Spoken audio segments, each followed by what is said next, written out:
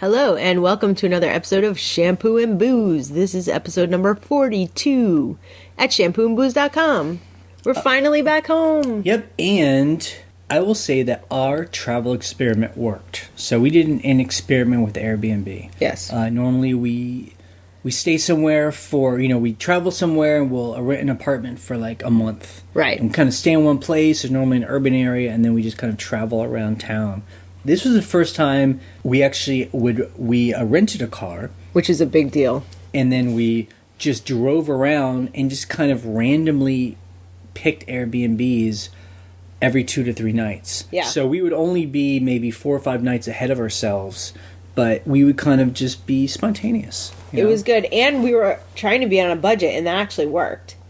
I mean, I wanted to pay less, but we were like, okay, between 100 and 120. I mean, it's ridiculous. We were getting at the highest $120 a night, at the lowest $75 a night for an entire apartment. Yeah, with a washer, dryer, kitchen. I mean, places definitely needed some work. Some of them, sure, but I mean, my God, that's great. Oh, it was great. It was great. You know what? Honestly, renting a car and driving around was like the biggest revelation for me. And it really gave us total freedom and kind of kept things interesting, and this kind of is an experiment for my dream of the way I would like to live our lives, is get to a point where we can travel for 2 or 3 months out of every, and then to go places and just kind of use something like Airbnb, or if something else comes along, and just rent places to stay. Yeah, it's great. It's like living in a little home, I mean, that's what it is. Because,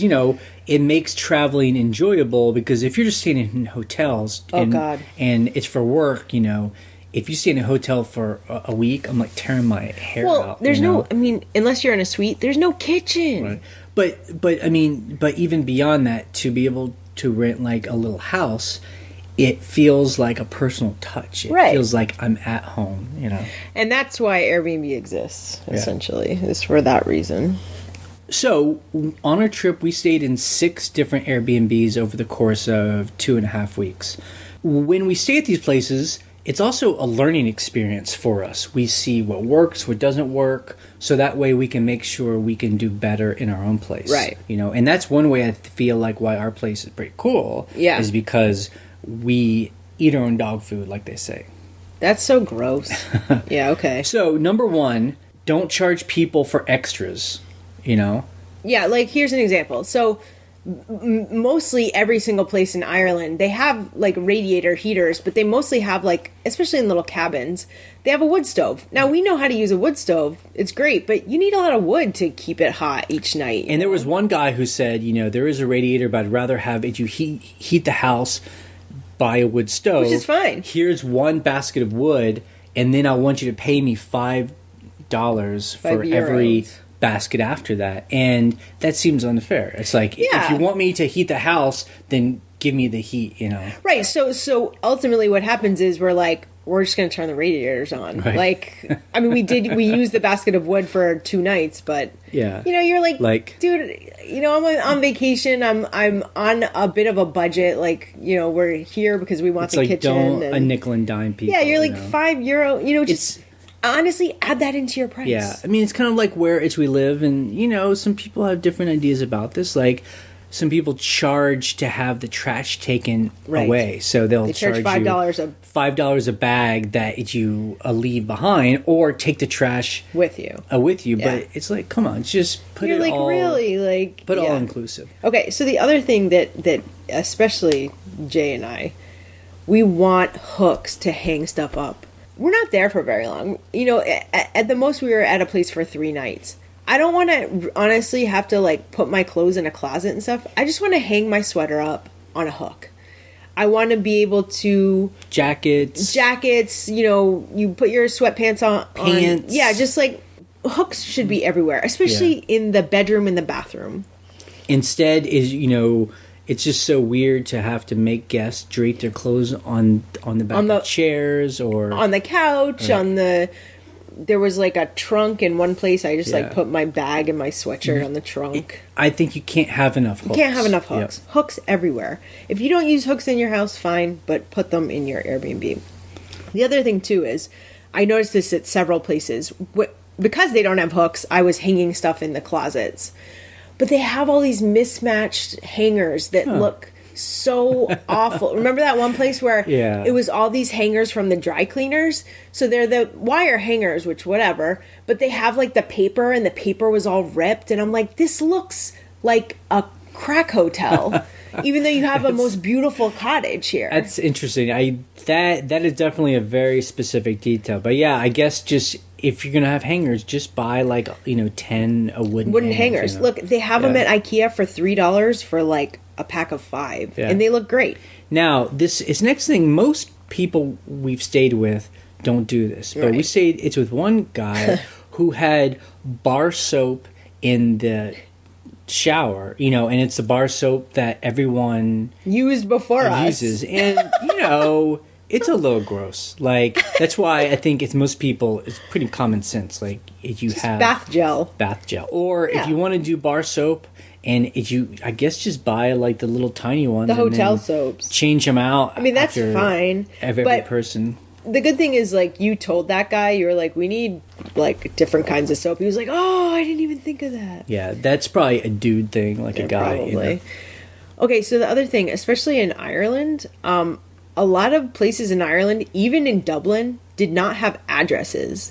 They would just be like, we're the such and such manor house on this road. And we're like, but where on that road? It's super weird. So the cool thing about Google Maps is you can give people your GPS coordinates. You can link right to it, when you're giving them your directions. And on a bunch of those places that we stayed, I would follow their directions on the map. Okay, turn left, turn right, and I would see their house on the map, and I would pin it, and I would send them a link, and I would say, is this your house? Because I'm using Google Maps to get to your house. And they say, yes, it is. Right. So it was... And that's the most incredible thing. I mean, in Ireland, we were in very rural, kind of weird areas, and it didn't matter. As long as we had those coordinates, it got us there. Our phone would find it. Right. But even if you're in America, you should make sure that Google has your address correct. Because both the places we bought, the first farmhouse and the second one that we bought, the addresses were not correct. I contacted Google. We also made sure that the directions were correct. They're telling them to turn in the correct places. And if it's not correct, you can contact Google and they will fix it. It might take a little bit. It might take like a month. But I had them fix. How do you do that? So you have to Google it because there's like a little like menu within the maps that's kind of hidden that you'll say send feedback. And you can say, look, you have my pin for my address like 2 houses up, and that's incorrect, which is really bad when someone's trying to find your house, traveling to your house. So there are ways to do it. Just Google it a little bit and you'll find out. And and honestly, at the end of the day, that's what I want. I just want to be able to put the coordinates or the address into Google Maps and it works. And it finds you. Many people had you could print off kind of the old way it used to do it. Turn right here, there's a gas station, take a left, go a mile. And I would tell people that's not what we want. We want the coordinates. And so really that's the best thing to do. Look, you can have both things. Yep. So this is something that we take to heart, and that is when decor trumps practicality, you lose. Now, one of the places we stayed, it was a gorgeous place. It was a castle. It was in a castle. This English couple had bought an old, 1400s Irish castle, and they were totally renovating it. And it was a cool experience. Right. But the problem was this. They did a great job on the redo. It was totally modern inside. It was super cozy and whatever. But they would have things that were like decorations, like a chair. Well, they tried to decorate it as if it was like an antique castle room. Right. And all of us know the kind of furniture they built back then wasn't comfortable. Not at all. There were these straight back chairs that didn't have a back, and they had a little tiny couch where it was a love seat. Kind of squished side by side. And so for us, we actually were there because we were doing some work on one of our websites, and we were like, we want to kind of hunker down. The weather's kind of cold and rainy these 2 days. let's just sit in here. But it was super uncomfortable. Like, Right. two people could not sit on this because there was no ottoman. So we appreciated that we were in like a renovated castle, and it was totally awesome to walk around the grounds. But at the end of the day, though, I want modern comfort. Yeah. And so, you know, that decor can't trump practicality. Like there were things like they had this massive like corner bookshelf that was closed, so you couldn't even see that there were books in there, and it was in the way of like a place where like there could actually be a second couch. Right. So things like that where you're like, number one, people have to be comfortable, and number two, then you can like decorate and make it look cool. And I sometimes wonder though if people decorate like their guest areas different from they would their own homes. Do. I mean, because I'm like, is this the way your home is? Like, don't you have like a big couch and then is like another couch so two people could lounge on the couch, sit across from each other and talk? Like, they wouldn't have just like a little tiny love seat and then like a straight back chair and that's it. I mean, that would be the most uncomfortable house I've ever heard of. You know? And then the other thing too was they had a quite large bedroom, but they had a full-size bed, which is super small. Yeah. I don't know. And some people are probably like, big deal. But no. For us, it's just like, if you have the room, I mean, at least get a queen-size bed. At least get a queen. Because the thing is, people are paying to stay there. Like, if you go to a hotel and you just have one full bed, I mean, you're like, this is like... Like, I like to roll around and so... I roll around. I steal the covers, all that stuff. It's very uncomfortable. So, look, the ideal is to have a king-size bed. Yeah. If you have the room, you need a king-size bed. Because people appreciate it. Most people don't have king-size beds at home. We have a king-size bed in our edge rental, and every time I walk people into they love it. His master bedroom, there's always like, because king-size. You know, a lot of people they don't have room in their own house for one, so it's a real treat. Or they do have one, and they're not accustomed to going to a rental, and they're like, "Oh, great!" Exactly. You know? So if you can do it, do it. The other thing is, while we were traveling, and I'd never heard this term, but it's Europe on the Airbnbs, a lot of them say self-catering. Right, because look, especially in Ireland, there's a huge tradition of B&Bs. You see the signs all the time. My mom went to Ireland with her boyfriend back in the 90s, late 90s, and they just stayed in B&Bs. They would eat breakfast in the morning. They would just pull over to the side of the road for a sign at a B&B. That's how it used to be. But now people are, in Europe are like, this is not a B&B. Right. I mean, and those B&Bs are actually bed and breakfast where it's a room in someone's home and then they serve you breakfast. Right. And so I guess Airbnb makes you think it's a B&B. Right. But it's not. A lot of people are like, it's not. They're having to educate people like this is self-catering. Self-catering cabin, If you get a cabin, you have to make your own food. Yeah, so we just like that term because a lot of people, when we say we have an Airbnb, they're like, "Oh, you like make people breakfast?" We're like, "No, this is a great term. It's self-catering. Like you have the house. You do what you want." Yeah, it's kind of like Airbnb really isn't that great of a name. It gives you the wrong impression. Yeah, it's catchy. So I'm sure, like maybe some of you, we got the email from Airbnb. We received our super host status again. Yay! They judge you every 3 months, and on the site they tell you what you need to do, like communicate quickly, don't cancel. Those are the criteria. 5 stars, that kind of thing, and it's cool. I guess the biggest thing is they give you a big badge that says you're a super host. And you get a special phone number that you can call if there's anything wrong, where I guess you'll get like a more priority That's good. call. But really, they don't give you much else. I kind of wish that they would give you like a discount on fees or that's the some thing. other incentive to... Yeah, you're like the superhost status is cool because I know people like we've done it. We search by superhost and that's good. We want superhost, But like eBay, if you're top rated seller, which is kind of like the same thing, they give you 20% discount on fees. So people really strive for it. So I'm like, I would love to have a little bit of discount on fees or get, a couple free nights or something. Yeah, I mean, like we have an eBay business too. And if you are top rated seller, they give you 20% discount on fees. So people really hate it when they lose their status. And that's, that's real cash. In our pockets. It's real savings. Anyway, I mean, it's that's just a side note there. Again, it would be nice. I also saw that in the past 12 months, we've booked 65 stays on Airbnb. Not 65 nights, 65 stays. They don't really tell you. Well, someone said that there's a place that tells you all that stuff. I haven't really dug into it. But then maybe we had another 10 stays on VRBO. Yeah. So it's good. I mean, and this is our second full year of being hosts. Yeah. And we've actually had 4 people come back. Yeah, four groups of people. And that was kind of our hope, is that we would start having a significant portion of our rentals be people who are coming back. Because number one, it means they like the place. And number two, we don't have to educate them on how the place works. We just give them the code, you know it. And so what's cool is, one of these people came back, actually I think it's 2 different couples came back 3 times.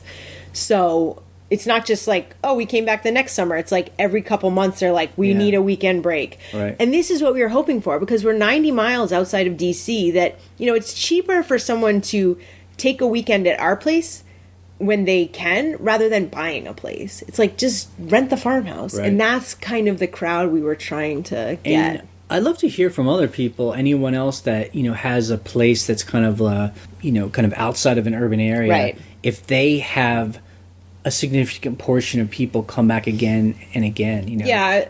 It's whether it be like the family always goes on its vacation during the summer, or a young couple comes out every so often just to take a break. Right, exactly. I'd love to hear that. So we heard actually that Airbnb is trying a new program where Superhosts will be able to be like property managers of other listings. We actually we posted the interview with our friend Daniel, who used to work for Airbnb, and he was telling us about his program, and I had read about it too. So, we all know that people have these extra apartments, and then they hire like either a company or a person to be their basically property manager. Right.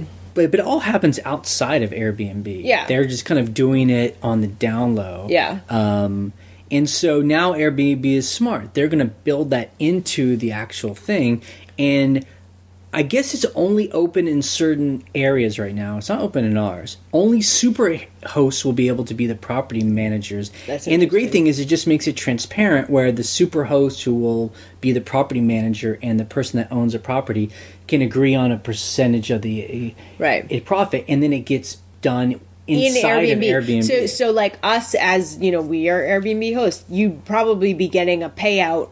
You get part of the payout, the owner gets the other part, which is cool because it's automated. You're not like sending a bill. Right. And then I'm sure they'll hopefully elegantly do it to where, we could be communicating with a guest and they understand we're the property manager, even though it's owned by someone else. Yeah. So again, there's it's no not confusion. Confusing. Because we've stayed in places that weren't owned by the person we're talking to, and it seemed kind of confusing. Yeah, you're like, who? Are you the owner? Especially if you're new to Airbnb, you're like, who am I talking to right now? Like, what do you have to do with this place? I could see that.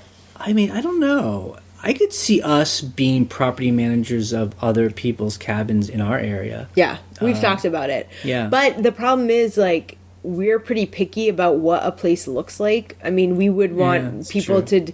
That's the thing. We would be like, we want to make sure your place is updated and good. And but the thing is, this would be a nice way to do it in kind of an elegant way, because then we wouldn't have to do it kind of like figure out signing contracts and whatever. Yeah, it's like you're just another... We'll do it through... It's this platform that we already use. Yeah, exactly. So anyway, I hope it works, and I hope that they do it kind of like site-wide. Yeah, I would love to see that. Okay, so while we were away for the month, we had a good October. I mean, people were staying at our place. We only had, I think, 2 or 3 nights while we were gone that hadn't been booked. You mean September? September, and it was like half September, half October. Right. Like So while we were gone for that month, I think there were only 4 nights that hadn't been booked. I mean, I was surprised. Nice. I talked to actually another cabin owner that I know in town, and he was like, we were slammed all September and all October, and I'm like, good. I'm glad to hear that. Yep, it's kind of a seasonal thing right now for us. So we hope we can squeeze out another couple of months before the real wintertime comes. Right, exactly. Because those of us that have like a a seasonal places. Yeah. You got to keep that in mind. Yep. Okay, so out of 2016, there are 365 nights. We have now booked 212 nights. Yep. We booked Thanksgiving, so that was 4 nights. Yeah, and that was big for us too because I don't know if other people do this, but on like big holidays, we charge more because And we know it's going to get booked. And like for Thanksgiving and Christmas, we require that they stay a minimum of 3 nights. There's a way to adjust it. That was a big thing. We didn't know that the first year that you could make people book. So like normally people have to book at least 2 nights. 2 nights, that's our But you can say, but in this time range, people have to book 3 nights or 4 nights. like Memorial Day weekend. Yeah. So that way you don't get people that only book 2 nights when it could be a 4 night, Right. and then screw up the whole thing. And so it's great. We got 3 nights booked. Was it 3 or 4 nights for Thanksgiving? It was 4 nights. 4 nights. Yep. So a family, and it happened a year ago too. They're choosing to travel somewhere for their Thanksgiving. They're probably meeting up. That's what this last one. They were like, several of us live in different states, so we're all going to meet up here and we're going to do Thanksgiving dinner. That's what our house is for, totally. And the great thing, in those 4 nights, we're going to make like $1,200. It's like crazy because we bumped the price up. So that's a good thing for us. So we've booked 212 nights. So we were hoping for 200 nights.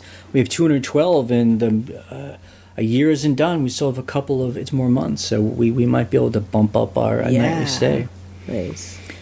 All right, the biggest news for us is the second it's rental. We bought this house by a river. We call it the River House. It's not on the river, but Built it's in close. 1973. We've been talking about it. There are pictures on the blog. We'll put some more pictures.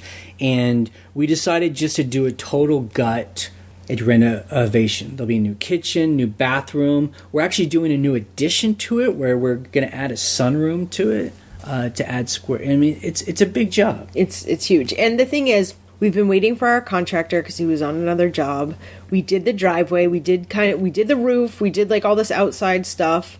And now is the time. We're back from Ireland, back from our jobs to do the work. So on we the basically house. have 2 months before the real cold comes, where it's really almost impossible to do a lot of outside work. Right. So that's my job. Is I'm working it with these guys every day now to just get started and try and get the whole outside done and have it be a weatherproof. Yeah. Then during the winter time for 2 months, work on the inside and finish that off. So then by the spring, we can put it on the market.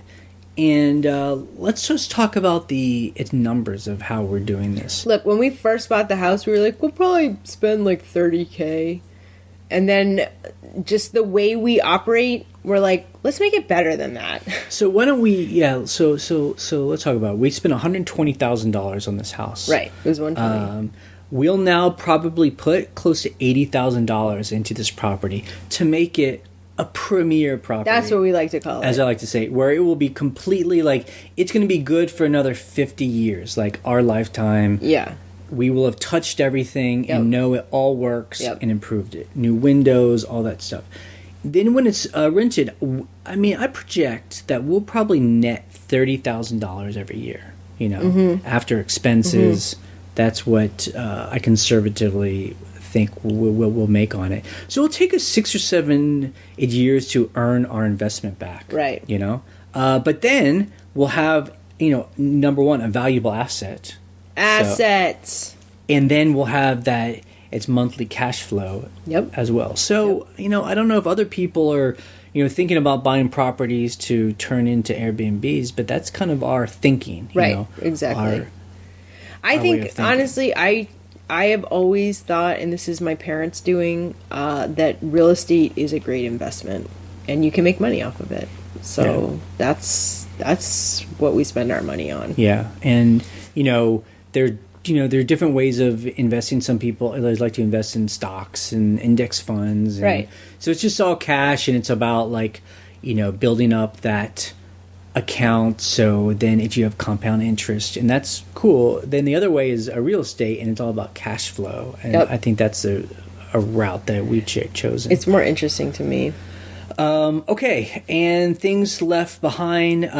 You know what? We had a friend come and stay for a couple of nights. Her and her friend came and stayed at our place. Yeah. And they cooked dinner. I actually got to eat dinner with them. And we were like, just leave anything in yeah, because they needed to drive back to New York, so they're like, we can't bring all this stuff. She cooked a big like roast, and we were like, just leave it all there, we'll eat it. And I wish there was like a polite way to let all of our renters know they could just leave that stuff. You can leave all the food in there. Don't throw it away. Right. Because I've seen people throw stuff away. Like, I will eat that. Yeah. You know what's funny? When we were in Ireland, we stayed with this one woman who I was like, she's a scavenger. I know she is.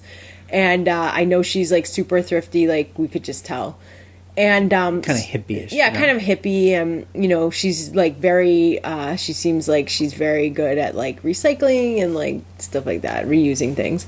So I left a bunch of stuff in the fridge because I was like, you know, I'm not eating this fast enough. We're only here for another like week and a half. And so I left like yogurt and like this like creme fraiche like tomato sauce that I made. And it was so funny because she wrote to us and she's like, what was that? It was so good. I ate it right away. I'm like, you're my type of person. I'm sure that there might be some people who are like, that's gross. Like, I wouldn't touch someone else's food. But we would.